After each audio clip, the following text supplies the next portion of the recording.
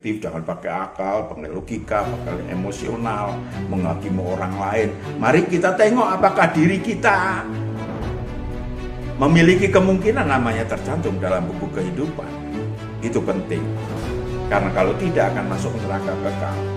Dan yang repotnya adalah 2/3 dari manusia, roh manusia yang turun ke bumi.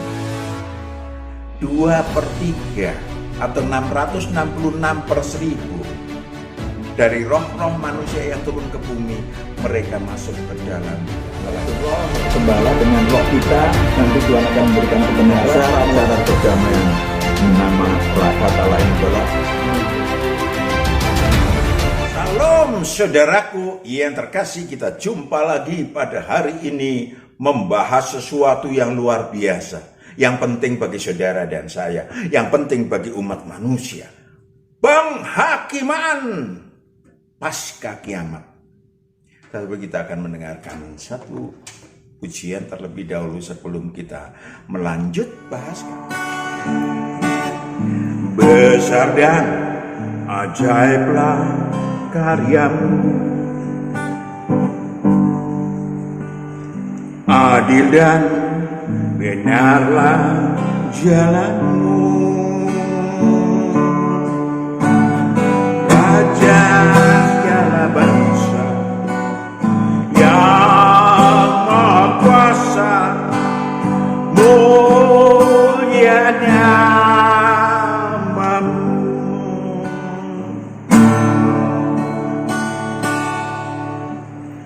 Besar dan ajaiblah karyamu,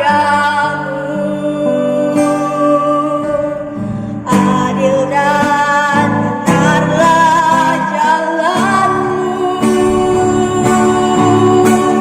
Raja segala bangsa yang Maha Kuasa, mulia namamu.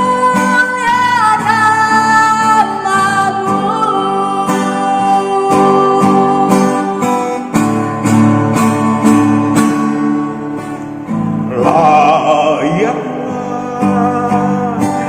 segala bangsa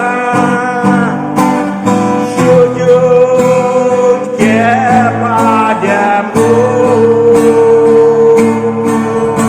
Sebab Kau Allah yang kudus, layak disembah. layaklah segala bangsa Layaklah segala bangsa sujud kepadamu, sebab Kau Allah yang kudus, layak disembah. Kau Allah yang kudus, Sebab Kau Allah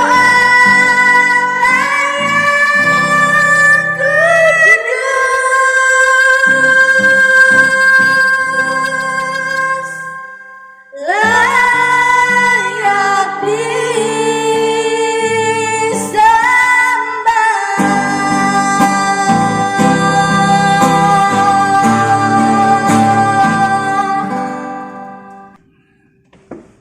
penghakiman pasca kiamat.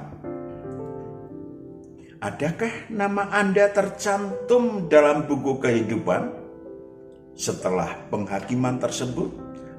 Penting, saudaraku yang kekasih.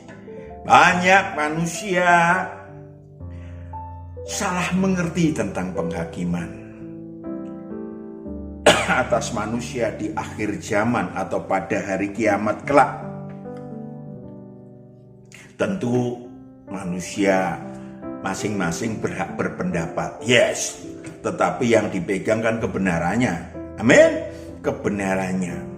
Mereka banyak yang berasumsi atau ada yang berasumsi bahwa penghakiman nanti Tuhan cuma mengetuk palu klutek. Ya, yang bukan Kristen masuk neraka kekal dan bersama iblis. Tentu itu boleh-boleh saja berpendapat, tetapi tidak sesuai dengan kebenaran, bahkan tidak sesuai dengan Alkitab, saudaraku yang kekasih. Ada lagi bahwa orang-orang jahat ya, maupun orang baik semua sudah pasti masuk surga kekal karena Allah itu maha baik, maha kasih, maha adil. Saudaraku yang kekasih, yang masuk menurut mereka, yang masuk ke neraka kekal cuma iblis dan pengikutnya. Saudaraku yang kekasih, logika boleh saja, ya boleh berjalan, tetapi ya saya harus sampaikan logika itu cuma berapa tahun sih pada diri manusia, ya kan? Yang paling benar adalah roh kita yang sudah memiliki kebenaran bahkan sebelum turun ke bumi. Jadi itu pegangan kita. Penghakiman adalah sebuah pengadilan besar akhir yang digelar pada pasca kiamat atas orang-orang mati, roh orang mati yang berada di alam maut maupun yang berada di bumi ini pada waktu kiamat belum mati atau pada waktu kiamat mati, sehingga rohnya tidak sempat masuk alam maut dan seterusnya. Maka roh-roh manusia tersebut akan dihakimi menurut, kita baca Wahyu 20 ayat 11 sampai 15. Perhatikan baik-baik. Wahyu 20 ayat 11 sampai 15. Lalu aku melihat suatu takhta putih yang besar. Takhta putih yang besar. Dan dia yang duduk di atasnya. Dari hadapannya lenyaplah bumi dan langit seluruhnya, baik yang disebut sebagai Bima Sakti maupun tetangga-tetangganya, pokoknya habis semua. Lanjut. Dan tidak ditemukan lagi tempatnya. Yes, tidak ditemukan lagi tempatnya. Ingat, lanjut. Dan aku melihat orang-orang mati, besar dan kecil. Orang mati besar dan kecil, bayi pun, ya, roh bayi, roh orang tua, roh semua orang. Lanjut. Berdiri di depan takhta itu. Yes. Lalu dibuka semua kitab. Dibuka semua kitab.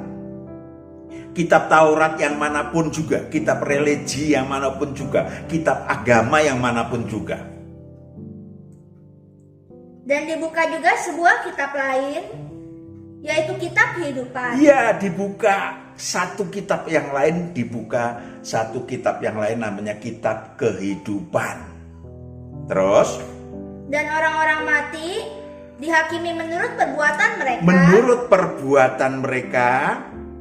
Berdasarkan apa yang ada tertulis. Berdasarkan apa yang tertulis pada? Di dalam kitab-kitab itu. Dalam kitab-kitab yang dianut mereka. Lanjut.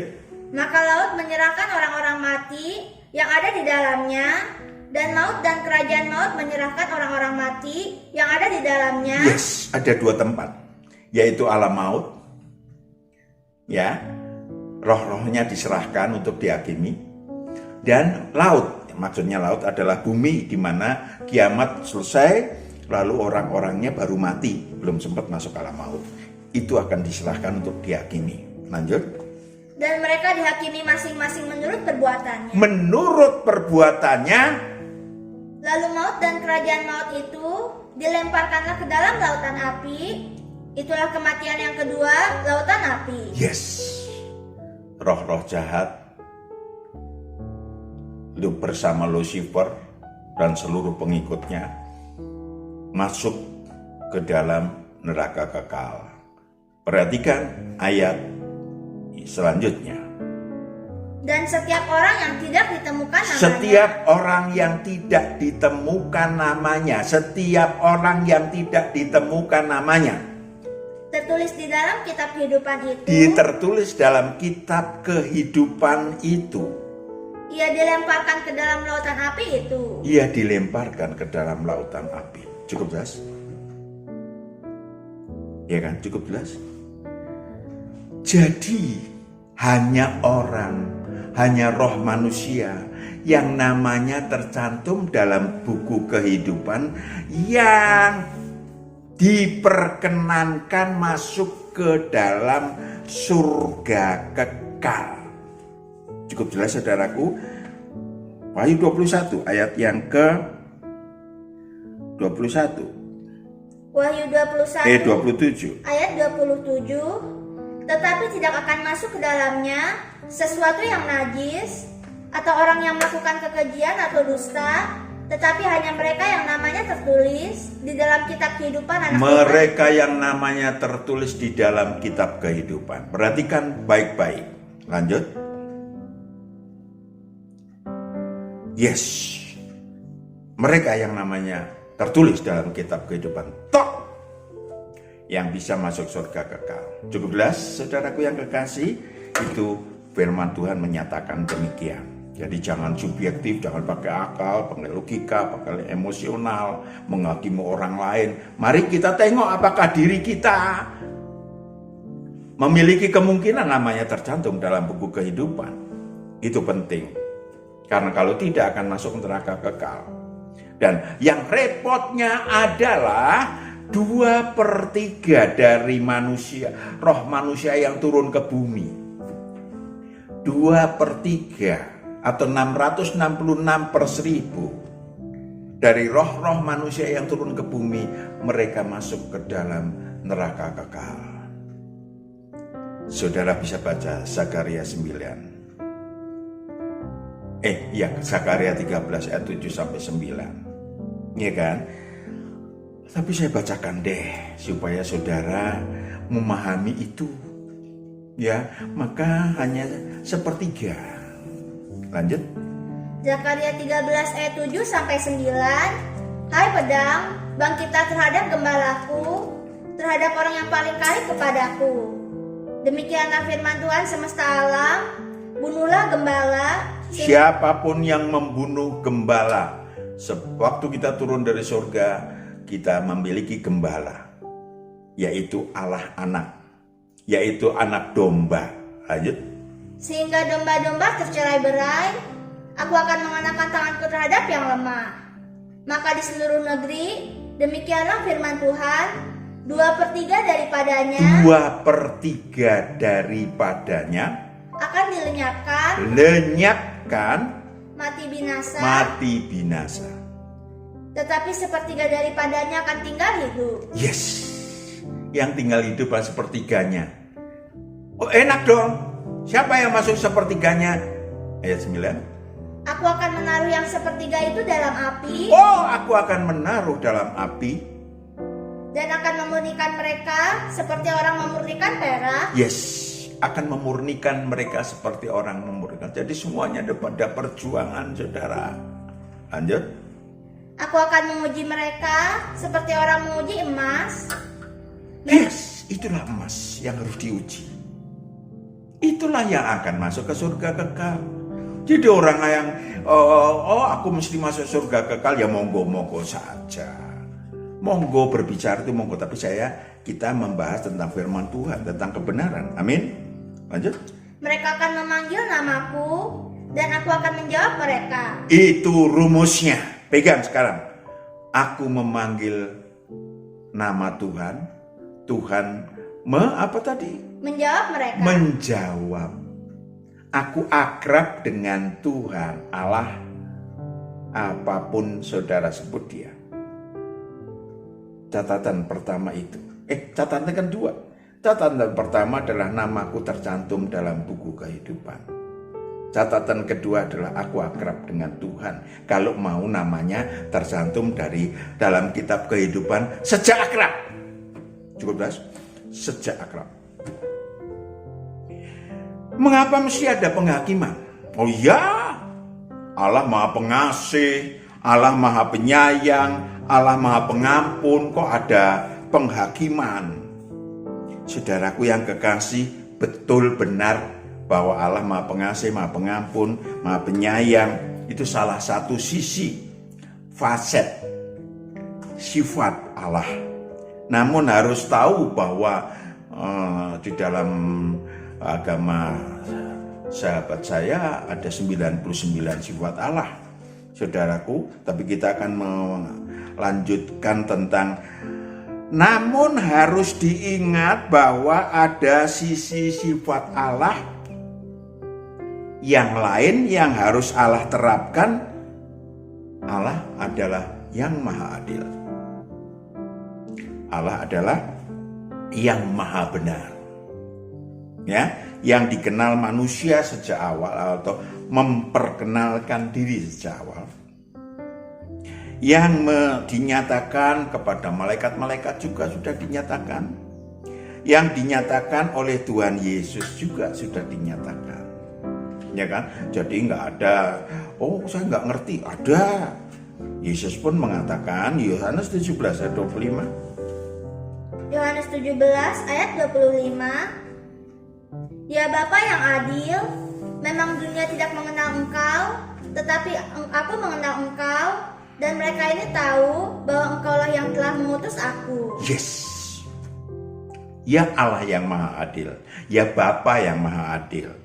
Sangat dimaklumi jika keadilan Allah, apalagi manusia-manusia yang menghujat Allah, selalu menyalahkan Allah. Nasibnya buruk sedikit ya Allah, yang menjadi dalangnya Allah. Orang-orang kayak gitu, manusia-manusia kayak gitu akan menyodok kepada Allah tentang segala ulahnya sendiri. Bahkan yang negatif, yang jahat pun disalahkan Allah.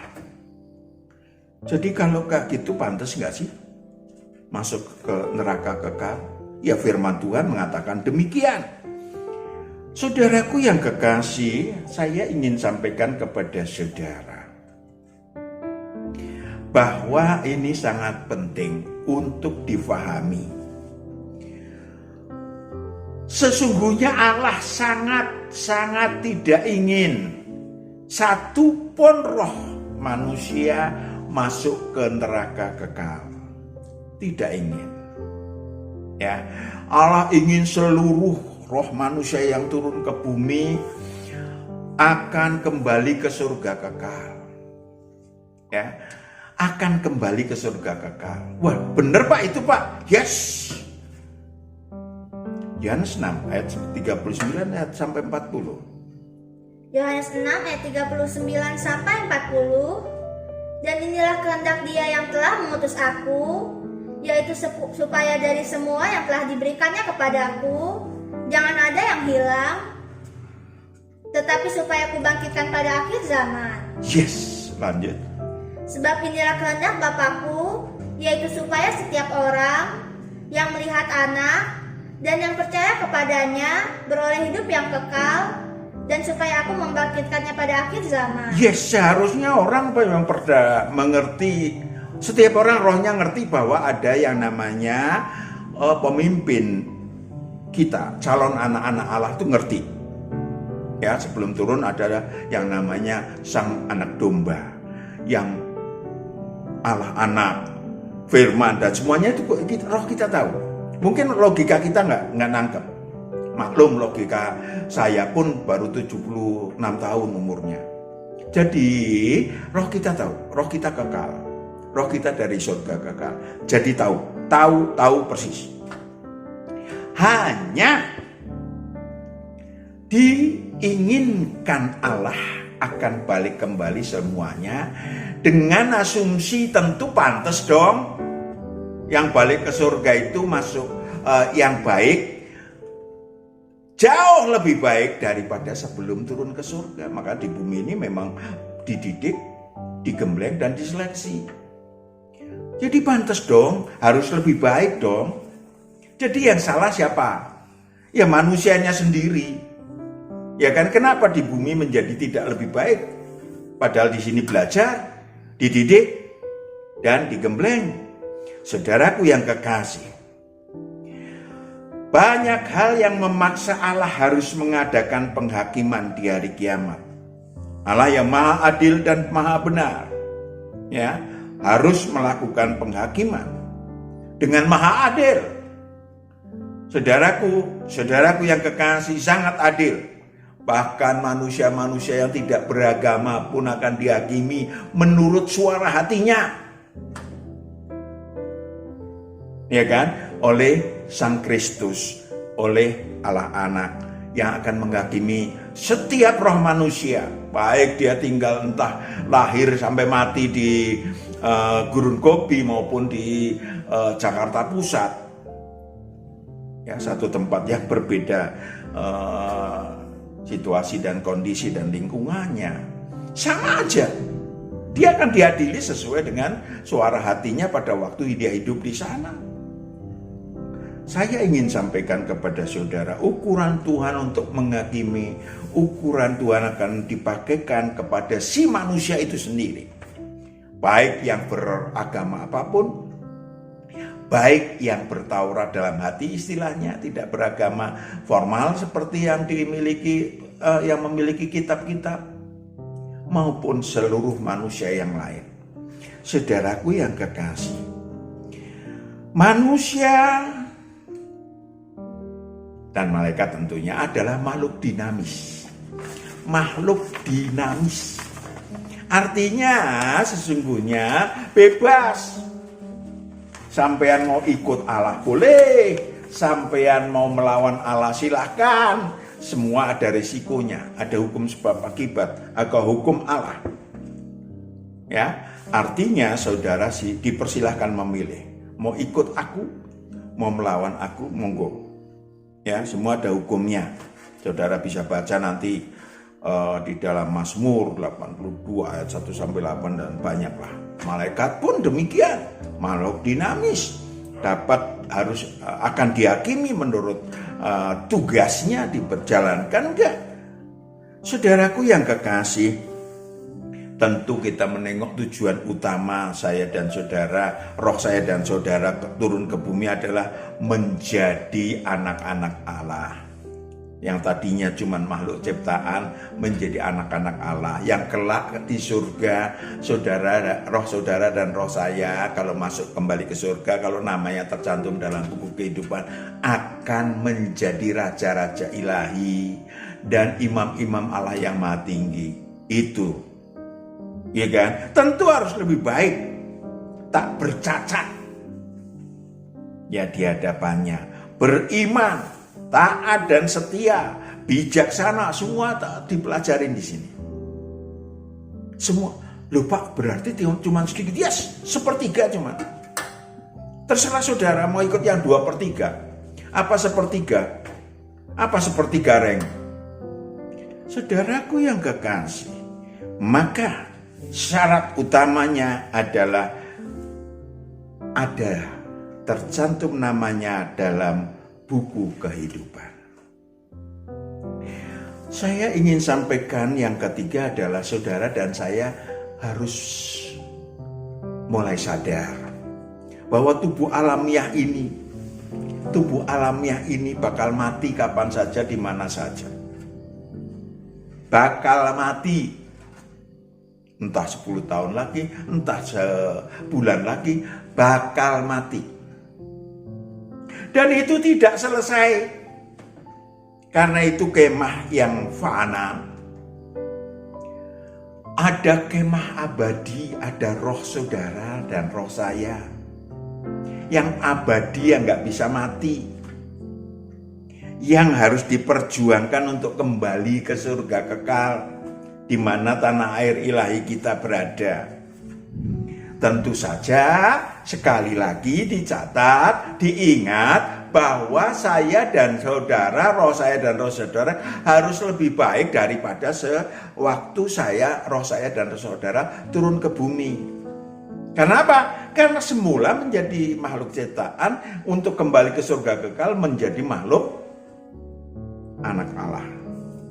Menjadi anak. Sekali lagi tempat ini, kemah yang fana ini adalah tempat untuk pendidikan roh saudara.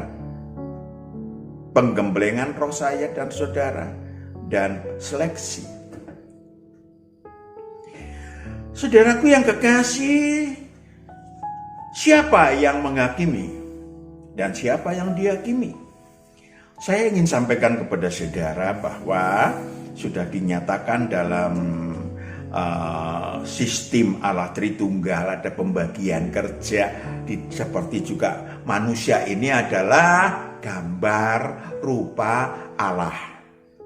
Jadi kalau Allah merencanakan, Allah Bapa merencanakan, ya, berkreasi dan menginginkan, itu keinginan Allah. Kita gambarnya, saya menginginkan, saya menari. Yang menari tangan saya, saudara. 12, yang menari tangan saya. Ya, kalau saya gini aja, saudara tahu kalau saya menari tidak. Karena harus ada tangan untuk menari. Keinginannya ada di dalam diri saya. Maka Allah segala urusan manusia, segala urusan calon anak Allah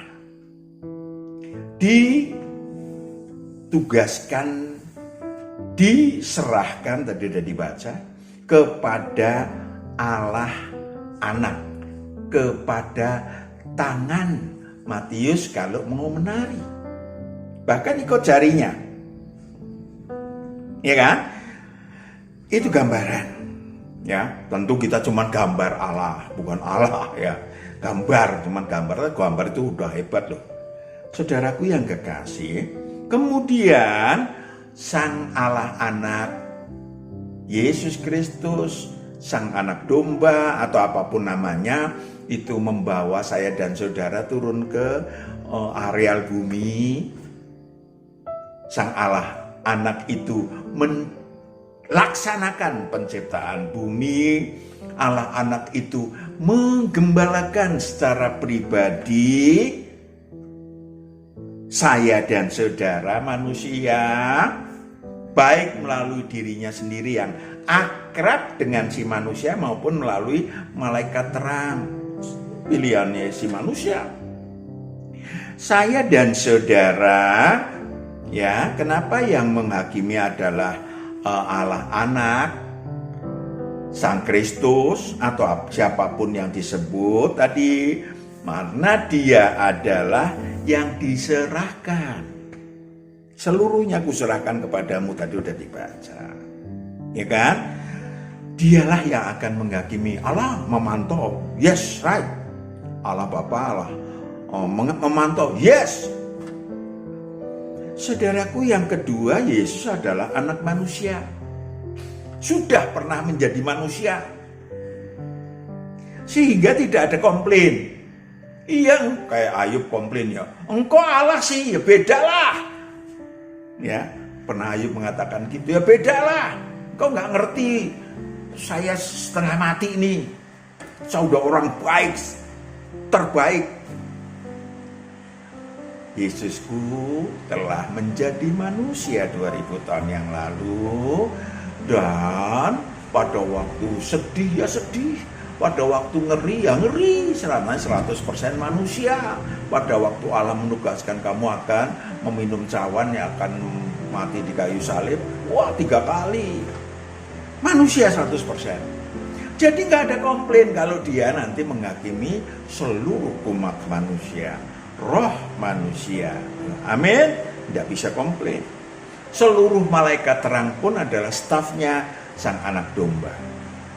Ya kan, waktu turun bareng-bareng sama roh kita, itu dia adalah staf tangan kanan yang akan mengurus manusia-manusia yang mengikut Taurat dan kitab para nabi, akan diurus oleh malaikat.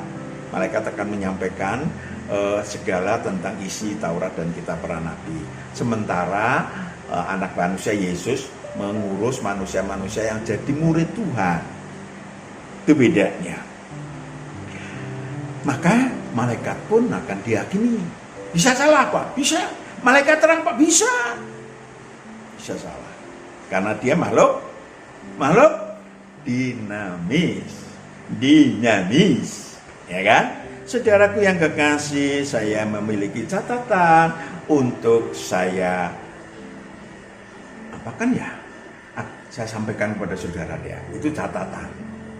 Matius PS maupun, ayo kalau saudara mau ikut catatan saya. Begini loh. Yang satu, yang akan menghakimi seluruh roh manusia adalah Sang Kristus Yesus. Amin. Siapapun, sampai mau ngaku kayak mau enggak kayak, not our business.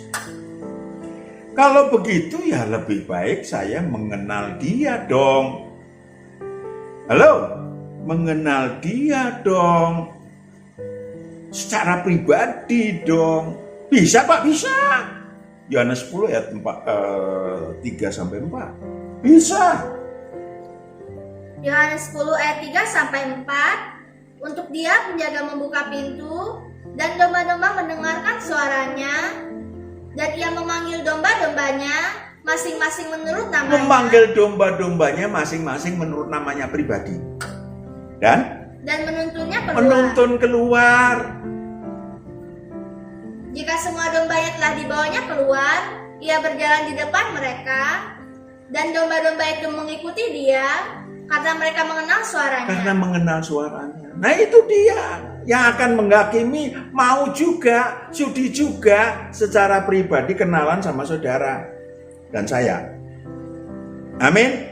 Itu dia. Itu fasilitas dalam Injil Kerajaan Allah. Bahkan menjadi sahabat Tuhan. Wow, bisa apa bisa? Yohanes 15 ayat 12 sampai 15. Yohanes 15 ayat 12 sampai 15. Inilah perintahku, yaitu supaya kamu saling mengasihi seperti aku telah mengasihi kamu. Tidak ada kasih yang lebih besar daripada kasih seorang yang memberikan nyawanya untuk sahabat-sahabatnya. Yes, perhatikan. Kamu adalah sahabat. Kamu adalah sahabat. Go. Jikalau kamu berbuat apa yang kuperintahkan kepadamu. Yes.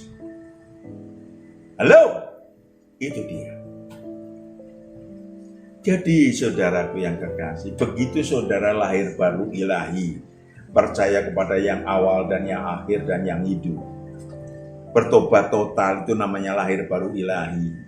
Maka saudara, apa yang disebut sebagai dosa dan kejahatan dihapuskan. Nama saudara tercantum dalam buku kehidupan. Wow, nggak nanti, nggak setelah kiamat. Begitu nama saudara, begitu lahir baru ilahi, nama saudara tercantum dalam buku kehidupan. Tentu terkejabah apa itu Pak? Kecuali kalau saudara berdosa lagi. Ya, kalau enggak, Wahyu 3 4 sampai 5. Wahyu 3 ayat 4 sampai 5. Tetapi di Sardis ada beberapa orang yang tidak mencemarkan pakaiannya. Mereka akan berjalan dengan aku dalam pakaian putih. Mereka akan berjalan dengan aku dalam pakaian putih. Karena mereka adalah layak untuk itu. Yes, and then? Barang siapa menang, ia akan dikenakan pakaian putih yang demikian. Lanjut. Aku tidak akan menghapus namanya. Aku tidak akan menghapus namanya dari kitab kehidupan. Kitab kehidupan. Melainkan aku akan mengaku namanya di hadapan Bapakku dan di hadapan para malaikatnya. Wow. Luar biasa. Amin. Luar biasa. Seluruh roh manusia dihakimi menurut perbuatannya sesuai Taurat dalam hati, Taurat dan kitab para nabi atau religi masing-masing. Nah, saudara dan saya, kalau saudara dan saya kalau meninggal berada di Firdaus, perhatikan baik-baik. Maka roh saudara dan roh saya yang ada di Firdaus kelak, entah meninggalnya tahun depan, pokoknya kalau meninggal masuk Firdaus tidak ikut dihakimi. Terakhir itu catatan terakhir, Wahyu 20 ayat 6. Wahyu 20 ayat 6. Berbahagia dan kuduslah ia yang mendapat bagian dalam kebangkitan pertama itu. Kematian yang kedua tidak berkuasa lagi atas mereka, tetapi mereka akan menjadi imam-imam Allah dan Kristus, dan mereka akan memerintah sebagai raja bersama-sama dengan Dia. Yes. Kematian kedua tidak apa? Tidak akan berkuasa lagi. Tidak akan berkuasa lagi, artinya sampean dan saya kalau rohnya masuk Firdaus tidak lagi dihakimi, tetapi nanti akan bahkan menjadi staf yang menghakimi kalau ditugaskan demikian, dan kemudian kembali ke surga kekal. Terserah Anda, catatan saya penting apa tidak bagi saudara. Amin. Kita berdoa. Bapa di surga, anak-anakmu sudah mendengarkan kebenaran daripadamu. Mari Tuhan Engkau memeteraikannya supaya anak-anakmu boleh memilih, boleh berjalan bersama Engkau, boleh mengenal Engkau dan dikenal Engkau, bahkan menjadi sahabat. Dalam Kristus Yesus kami berdoa. Haleluya. Amin. Tuhan berkati. Shalom.